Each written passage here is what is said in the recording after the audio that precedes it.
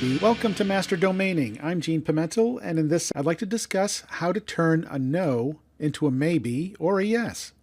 You've contacted lots of potential buyers, and if all goes as expected, you're not going to hear back from most of them. In fact, sometimes you won't even hear back from any of them.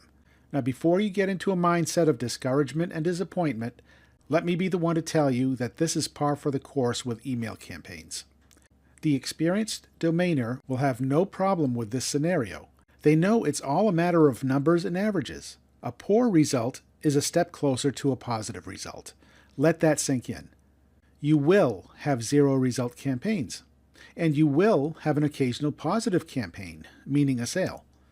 The experienced domainer knows and understands that the occasional positive campaign easily overcomes many zero result campaigns. The profit from one good domain sale makes all the failed campaigns meaningless. You must remember a few things about email campaigns. Number one, look at it from the recipient's point of view. Many of your email recipients may not even open your email, at least right away. It could be deleted or possibly put aside and not read until weeks later. Number two, it may not be the right time for your email recipient to have any interest in your offer. That doesn't mean they are not a great prospect. They may very well be interested when the time is right for them. In fact, it could be something as simple as they're hungry and they're on their way out to eat. Timing is everything. Number three, sending out emails is like planting seeds, nothing more. Over time, a few of those seeds may blossom. Most will die, but that's okay. You only need one seed to blossom to grow into a majestic oak tree. And that one seed may blossom after many campaigns. Number four, people, especially busy business people, need to be exposed to an offer many times before they pay attention to it. If they haven't responded with your first approach, that's perfectly normal. Unless they say stop or take me off your list, contact them again in time and give them a second, third, fourth chance to reply. The underlying message I'm trying to convey here is never be discouraged by what seems to be a negative result campaign.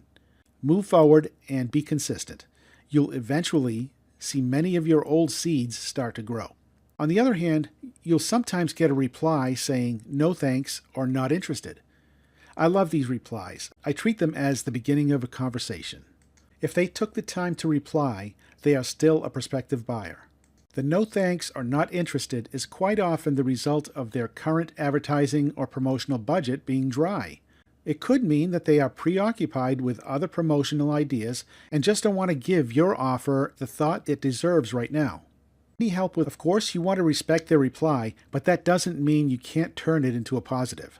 When I get a no, I typically reply with something like this. I appreciate your reply. If you need any help with finding a better domain, do let me know. Or, I appreciate your reply. If you're interested in hearing how this domain can help you take customers away from your competitors, let me know. As you can see, I'm still trying to arouse their curiosity in an effort to continue the conversation. Any experienced salesperson will tell you, a no very rarely means never. It simply means they have an objection that can be solved, but they don't want to deal with it right now.